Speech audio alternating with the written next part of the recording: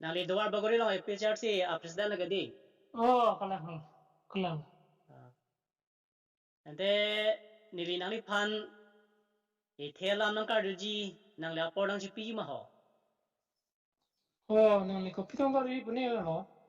Nili nang karji polam bangke pani si 14 ni la bangso media long nili ke thek long. Volong ko majia long BJP tum meeting dolo la si tudiram long habang lam ke thana por ahud isi ke pali poncho malam do. Oh, La si nili nang li hin nang li panang karju ke nang li tum kona meeting along se nang tum kaning jipon dulo la pen kona na meeting along se la so karbikul pho phan ke bong husena pu karbikul pho phan amet and dong pen bong husena sai se karbikul pho tum ke pusi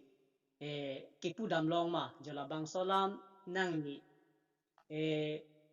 than pe klar tha to ni li ke nang then long pon tum ning jipon long ma la so la na so lamang ke nila tumi pizza sipen ke kiningi polong le positame la ke karbiang long rat sini he. Ye nili tum kona ame meeting long se karbikur po pha nili tum bongo sena puki pupon ma la pen kona si kipin rempon ma la ke karbiara tu la social media lang tu ba TV ke lang tu ba la pinangan la cari asong tu bang ke nang sini dun ji he halas tum si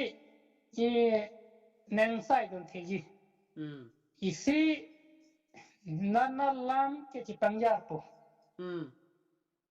la song bong ke nang ke munti dun ye karbiang longora tu tina munti dun nang koko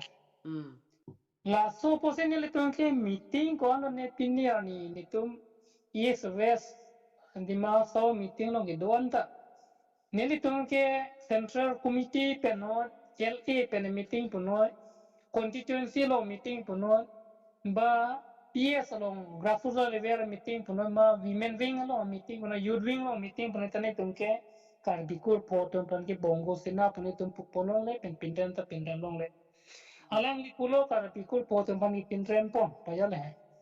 Nasila so bangke ni tungge lam klar ke pikang tung bangke lalo alang di jong si karbia kai kalilo neke bongo sinalo pulalang di cikrong dek putul la kalang di panroklok ta hai te bon si tami alang di jong si karbila pute alang di panke chuyeng ba dia taru damde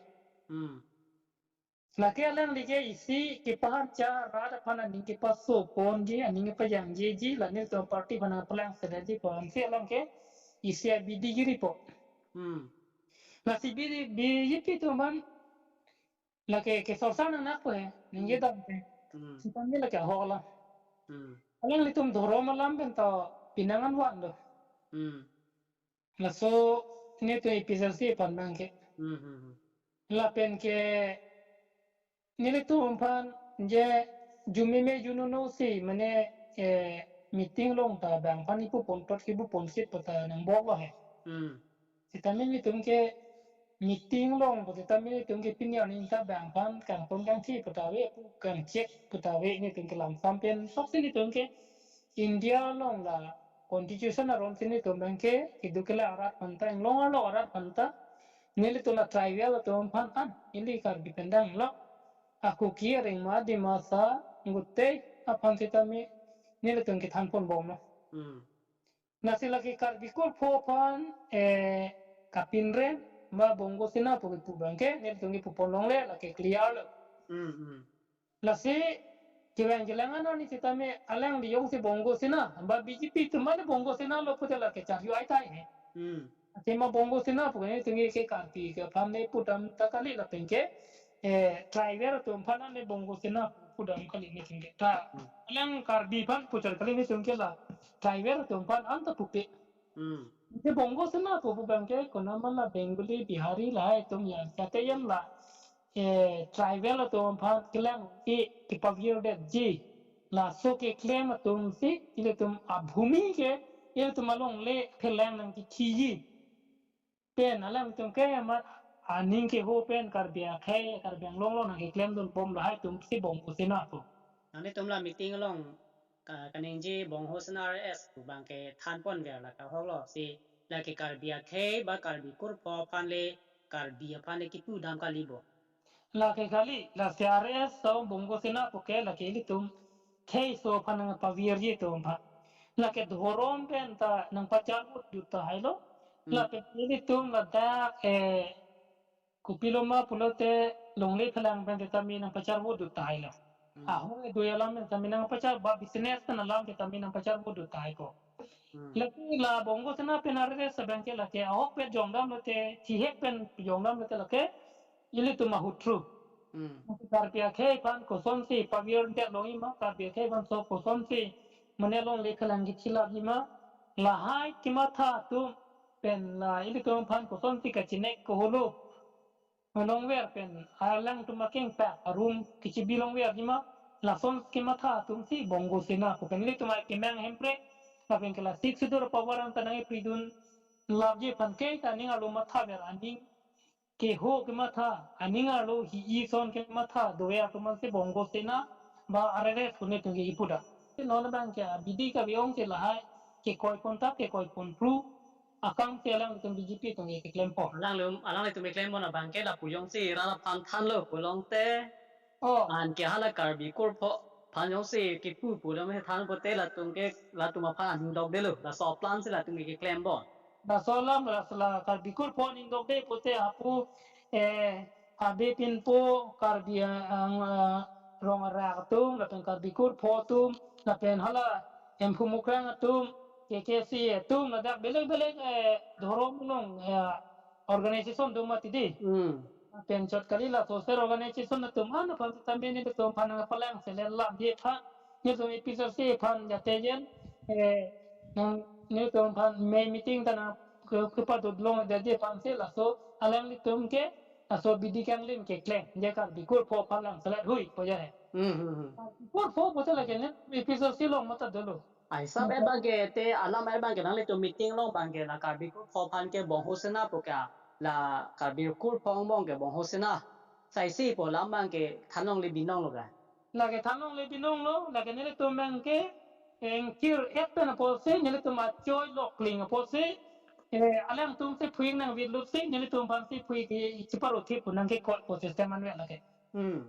la ke alang tum se ki ni ye pon alang tum se ke pan cha pon la la pen chot kali lem ni non la so lam bang ke ni liao nang than elo he ni tum ke ni ye pon long le pen kar pikur pho pan ni tum ke ta wer ka ni tum hey pan se ke chi song lo long ri pan ke chi song lo a hok be ke chi song lo la so se kar biaran chini pa me la bang ke pen na kar bi tum bang ke non se ta mi alang ni tum jong he ni ye se ta mi la bang ke ni ye ta pu chini la se ne tu ta nong le la se ne tu yong se ko na ni me mi ting do yong se kar pikur pho to man na pin rem do la pen ke kar bikur pho to ke bong bu sina ko ni to gi pu pon long do te video clip ni to kan ang pi tek te mi te ni po ya video clip yong te nang pi tek ni to ta o la da ke pu da te ma ko ni to si sikari kita mi ni ninge long le po se la bang ke ni to phan nang na koi nang ki pita po te ni to ye don po ai ta ente choro lo ni li la bang so video manti la bang so voice ke ni li non ve kal biara tum han ta par junang la pen karbi kur pho atum sta pa char junang po si la future thi tum han ke bok tha balam la pen ka bok tha balam ke la ka ho ka li po lam bang ni li la bang so voice bang ni li channel long ki pilong hi man te ho la ni le ho nam te ke ni ye ni le chu yang ba dir ta ni le la da abisi ke ni ye pon ta ve abat ke ni ye pon ta ve la sinil tum ke kar bi ni tum det poli la ke ka ni tum episode silong plan ba per so lang do kar bian ta la ke nan chini dun la so po se la ke rat pachini thuong miong no ko bang te ni hin bang ke puthrong ko ya la kon te ni li da so che ala voice ni li pidet po de ho o to pita me to den te oi to ka dong mo ka dong